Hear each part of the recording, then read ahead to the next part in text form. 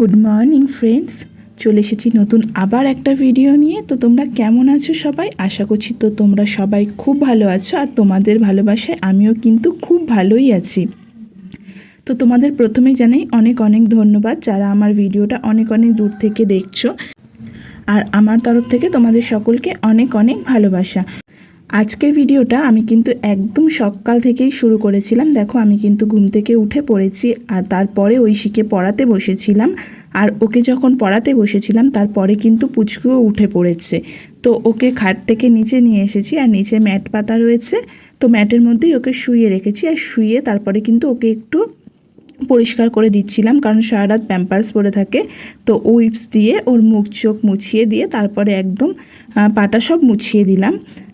আর তারপরে দেখো এখন আমি কিন্তু বিছানা পরিষ্কার করছি। বিছানার মধ্যে অনেকগুলো কাঁথা পাতা রয়েছে, তো একটা কাঁথা কিন্তু আমি তুলব। তার কারণ হচ্ছে এখন তো প্রচণ্ড গরম পড়ছে মাঝে মধ্যে রাতের দিকেও।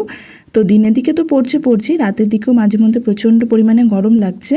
তো এই কাঁথাটা আমি তুলে নিচ্ছি, তার কারণ রাতে যখন বেশি পরিমাণে গরম পড়বে সেই দিনটা তো আর খাটে শোয়া যায় না, কারণ তোশক জাজিম পুরো প্রচণ্ড পরিমাণে গরম হয়ে থাকে।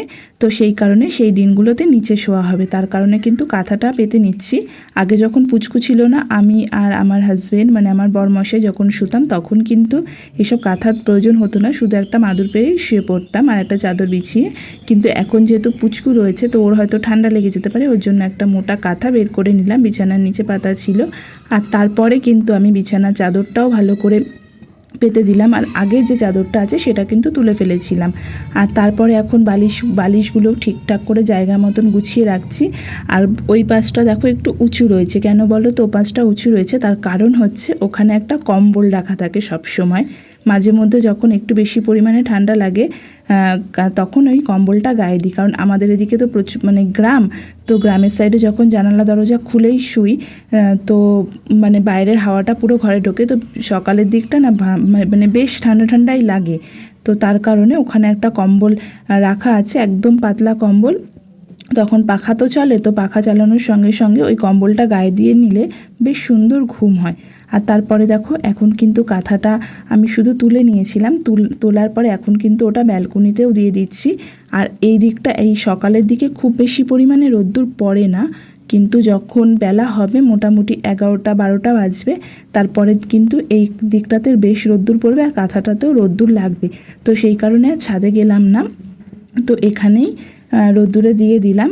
এখন একটু এমনি থাকলেও পরে রোদ্দুর পড়বে।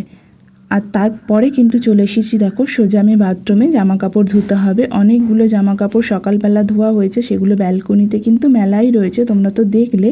আর এরপরে কিন্তু এই যে পুচকুর নতুন নতুন জামাগুলো, যেগুলো তোমাদের আমি গত ভিডিওতে শেয়ার করেছিলাম, তো সেগুলো কিন্তু এখনও ধোয়া হয়নি। তো এই দেখো এই জামাগুলো আজকে ধুয়ে দিচ্ছি, কারণ ও তো বাচ্চা মানুষ, একদমই ছোট, তো ওকে তো না ধুয়ে কিছু পরা যায় না। তো সেই কারণে এই জামাগুলো আজকে আমি ধুয়ে দিচ্ছি, আর ধুয়ে ডেটল দিয়ে তারপরে এগুলো মেলে দেবো। তারপরে যখন শুকিয়ে যাবে তারপরে ওকে আজকে বিকেল থেকেই আমি পরাবো এই জামাগুলো। তো এতদিন তো ধোয়াধুয়ি হয়নি, আর তারপর ভিডিওটাও করা হয়নি, তো তার কারণে 2-4 দিন হয় এগুলো রেখে দিয়েছিলাম। এরপরে কিন্তু আমি চলে যাব রান্নাঘরে। আজ যে ভিডিওটা তোমাদের সঙ্গে শেয়ার করছি এটা কিন্তু শনিবারের ব্লগ।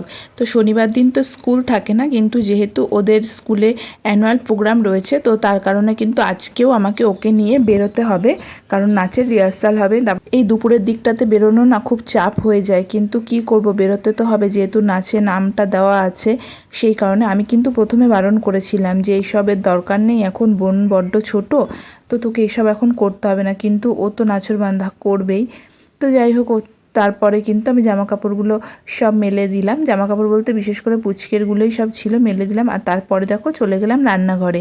তো শ্বশুরমশাই গিয়েছিলেন বাজারে, তো সেখান থেকে ডালপুরি আর ছোলার ঘুগনি নিয়ে এসেছেন। তো সবাই দুটো দুটো করেই খেয়েছি, তো আমিও দুটো খেয়ে নিয়েছিলাম, আর তারপরে অল্প কিছু খেয়ে নিয়েছি। আর আজকে দেখো শনিবার, তো তার কারণে রান্না হবে নিরামিষ। তো বাজার থেকে পনির নিয়ে আসা হয়েছে, আর আমি শুধু পনিরটাই রান্না করেছি, আর বাকি কিন্তু ডাল তরকারি যা হয়েছে সেগুলো কিন্তু শাশুড়িমা সকালের দিক করে নিয়েছে। আর যেহেতু আমি আজকে বেরোবো জানে, তো বেশিরভাগটা করে নেওয়ার চেষ্টা করেছে, আর আমি শুধু পনিরটাই রান্না করেছি। পনির তো পনিরগুলো কিন্তু প্রথমে আমি টুকরো টুকরো করে কেটে নিয়েছিলাম ছুরির সাহায্যে। তারপরে কিন্তু পনিরটাকে নুন আর হলুদ মিশিয়ে কিছুক্ষণ রেখে দিয়েছি। আর যে মশলাটা করব তার জন্য নিয়েছি আদা, কাঁচা লঙ্কা আর অল্প পরিমাণে জিরে। আর এই মশলাটা কিন্তু আমি শিলনোড়াতেই বেটে নেব, আর কাঁচা মশলাটাই আমি ইউজ করব। তারপরে দেখো আমি কড়াই বসিয়ে দিয়েছি, আর কড়াই গরম হওয়ার সঙ্গে সঙ্গে কিন্তু আমি বেশ খানিকটা তেলও দিয়ে দিয়েছি। আর তেলটা যখন গরম হয়েছে তখন কিন্তু পনিরগুলো আমি একটু ভেজে নিয়েছিলাম, বেশ ভালো করে ভেজেছি, মানে দু পিঠই যাতে লালচে লালচে হয়ে যায় সেই রকমভাবে ভালো করে ভেজে নিয়েছি। একবার তো মানে প্রথমবারের ভাজাটা বেশ সুন্দর হয়েছে, কিন্তু পরের বার যখন ভাজতে গেছি তখন কিন্তু পনিরগুলো একটু মানে একটা পাশ না একটু পুড়ে পুড়ে গেছিলো। আর এটা কেন হয়েছিল, এটা ওই বাইরে আমাকে কেউ একজন ডাকছিল, তো সেইখানে আমি গেছি আর আমার খেয়াল নেই, তো তাড়াহুড়ো করে চলে গেছি, সেই কারণে কিন্তু এরকম হয়ে গেছে। তাতে কিন্তু অসুবিধা হয়নি, টেস্ট লাগে। আর আমার পনির ভাজা খেতে তো দারুণ লাগে। আর এটা কিন্তু আমি দুবারে ভেজে নিয়েছিলাম, প্রথমবার একবার দেখো তুলে নিয়েছি, তারপরে এই যে আবার দিয়ে দিয়েছিলাম। আর এদিকে কিন্তু যতক্ষণ আমার ভাজাটা হচ্ছে ততক্ষণ কিন্তু আমি মশলাটাও মানে শিলনোড়া বেটে নিচ্ছি। একদিকে কিন্তু মশলা করছি আর একদিকে কিন্তু আমার মানে ভাজাগুলো হচ্ছে। কারণ ওই একভাবে একটা করে নিয়ে আর একটা করা আমার ঠিক মনে হয় কি যে হয়তো অনেকটা লেট হয়ে যাচ্ছে, ওই জন্য আমি একসাথেই করার চেষ্টা করে নিই। তাতে মনে হয় যে আমার কাজটা একটু তাড়াতাড়ি এগোচ্ছে, কিন্তু ওই আগে মশলা করে নিয়ে তারপরে কেটে গুছিয়ে রান্না করতে গেলে আমার মনে হয় দেরি হয়ে যায়, যেহেতু আমি এইভাবেই করে অভ্যস্ত। আর তারপরে দেখো ওই তেলের মধ্যেই কিন্তু ফোড়ন দিয়েছিলাম জিরে আর তেজপাতা। আর এখানে দেখো 3 টুকরো পটল রয়েছে, মানে শাশুড়িমা যেহেতু আলু খান না, তো উনি বলেছেন আমার জন্য পটল দিয়ে দিতে, কিন্তু পটল আর ছিল না ঘরে, সকালবেলা ভাজা হয়ে গেছে। আর এই একটাই পড়েছিল দেখলাম, তাই ওই একটাই দিয়ে দিয়েছি। আর তারপরে কিন্তু আলুগুলোও দিয়ে দিয়েছিলাম, দিয়ে বেশ কিছুক্ষণ ধরে একটু ভেজে নিয়ে পরিমাণ মতো নুন আর হলুদ দিয়েছিলাম, আর টমেটোটাও দিয়ে দিয়েছিলাম। দিয়ে টমেটোটা দেওয়ার পরে কিছুক্ষণ নাড়াচাড়া করার পরে যখন বেশ ভাজা ভাজা হয়ে গেছে তারপরে কিন্তু আমি সেই মশলাটা দিয়ে দিয়েছিলাম, আদা জিরা আর লঙ্কা বাটাটা দিয়ে দিয়েছিলাম। দিয়ে বেশ কিছুক্ষণ ধরে কষিয়েছি। আর মশলাটা একটু বেশি পরিমাণে কষিয়ে নিলে কিন্তু তরকারির টেস্টটাও ভালো হয়। তো তারপরে কিন্তু আমি এখানে দিয়ে দিয়েছিলাম জল, আর জল দিয়ে একটু যখন ফুটে উঠেছে তারপরে কিন্তু আমি ঢাকা দিয়ে দিয়েছিলাম। আর গ্যাসের যে স্টিমটা সেটা কিন্তু অনেকটাই কমিয়ে দিয়েছিলাম। আর এই দেখো এখানে এখন আমি পেঁপে কাটছি। এই পেঁপেটা কিন্তু আমাদের বাড়ির গাছের পেঁপে। তো সকালবেলা অর্ধেকটা কাটা হয়ে গেছে, আমার বরমশাই আর দেওর দুজনে খেয়ে গেছে, আর কিছুটা ছিল শ্বশুরমশাই খেয়েছেন, আর বাকিটা কিন্তু এখন আমরা কেটে নিচ্ছি। তো আমরা এখন সবাই খেয়ে নেব। আর এদিকে দেখো তরকারিটা হয়েছে কিনা সেটা আমি আবার একটু ঢাকা খুলে দেখছি যে আলুগুলো সেদ্ধ হয়েছে কিনা। তারপর কিন্তু আমি এখান থেকে 2-3টে আলু তুলে নিয়েছি। আর আলুটা কিন্তু মানে থালায় তুলে নিয়ে ওটাকে একটু ম্যাশ করে দিয়ে দিয়েছিলাম তরকারিতে, যাতে তরকারিটা বেশ সুন্দর একটু মাখো মাখো টাইপের হয়ে যায়। সেই কারণে, আর না হলে না একদম ঝোল ঝোল টাইপের হয়ে যায়, তো সেটা দেখতেও ভালো লাগে না, পুরো একদম ট্যালটালে ঝোল। তো আর তারপরে কিন্তু আমি পনিরগুলোও দিয়ে দিলাম সবগুলো একসাথে। আর তারপরে পরিমাণ মতো দিলাম চিনি, দিয়েছিলাম ঘি, আর দিয়েছিলাম পরিমাণ মতো গরম মশলা। দিয়ে বেশ কিছুক্ষণ ফোটার পরে আমি কিন্তু এই তরকারিটা নামিয়ে নিয়েছিলাম। আর দেখো এখন কিন্তু আমার রান্নাও কমপ্লিট। আর বাকিগুলো তো তোমাদের বললাম সবাইকে যে সব রান্নাই কিন্তু আমার হয়ে গিয়েছে, সকালের দিক করে শাশুড়িমা করে নিয়েছেন, আমি শুধু এটাই করলাম। আর দেখো আজকে রান্না হয়েছে পনির রান্না হয়েছে, আর এদিকে রান্না হয়েছে উচ্ছে ভাজা, আলু বরবটি ভাজা, পটল ভাজা, সবার খাওয়া হয়ে গেছে, 2 পিস পড়ে রয়েছে। আর এদিকে ছিল আমের ডাল, এটাও সকালবেলা খেয়ে গেছে। আর এই যে এতটা পড়ে রয়েছে। এরপরে কিন্তু আমি এখন চলে যাব স্নানে, আর স্নান দান করে তারপরে আমি আবার বেরোবো। আর এদিকে দেখো আমার মেয়ে, ও ক্যামেরা নিয়ে ও এখন ব্লগ করবে এরকম একটা চিন্তাভাবনা। দেখো আমি কিন্তু রেডি হয়ে গেছি, আর ও এখন ঘুরছে ফোনটা নিয়ে, মানে নানান ধরনের নাটক করে করে দেখছে কেমন লাগে ঘুরে, ওকে কেমন লাগছে।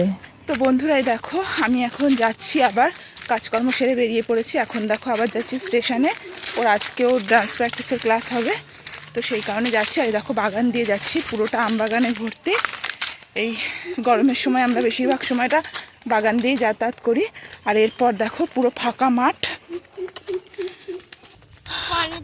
আর এখন দেখো এখানটা পুরো রোদ্দুর, প্রচণ্ড রোদ্দুর। তো এখান থেকে এইটুকুনি, ওর জন্য আর ছাতা টানালাম না। আর কথা বলতে বলতে আমরা স্টেশনের কাছে চলেও এসেছি। দেখো তোমরা হয়তো গাড়ির খবর শুনতে পাচ্ছ, থ্রু ট্রেন ঢুকছে।